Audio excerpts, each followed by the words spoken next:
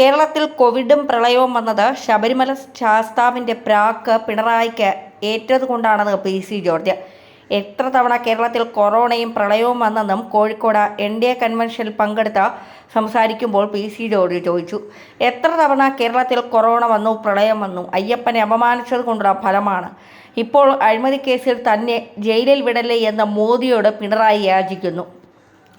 ഒരു സംശയവും വേണ്ട, പിണറായി ജയിലിൽ കിടക്കും. എല്ലാം ചുമക്കാൻ മലയാളികളുടെ ഗതികേട്. പിണറായിക്കെതിരെയുള്ള പോരാട്ടം ഇങ്ങനെ പോരാ. BJP പോരാട്ടം ശക്തിപ്പെടുത്തണം. പ്രതിപക്ഷവും ഭരണപക്ഷവും ഒറ്റക്കെട്ടാണ്. ഇക്കുറി BJP അക്കൗണ്ട് തുറക്കും. അടുത്ത അസംബ്ലി തിരഞ്ഞെടുപ്പിൽ ആര് ഭരിക്കണമെന്ന് BJP തീരുമാനിക്കും.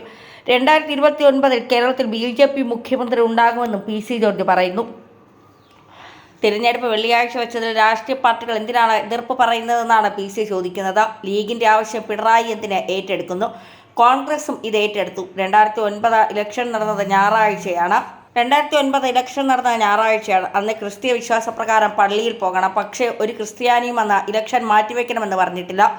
ജുമാ നിസ്കാരം കഴിഞ്ഞ് മുസ്ലിം സഹോദരങ്ങൾ വോട്ട് ചെയ്താൽ മതി. വർഗീയത മാറ്റിവെക്കാൻ രാഷ്ട്രീയ പാർട്ടികൾ തയ്യാറാകണം.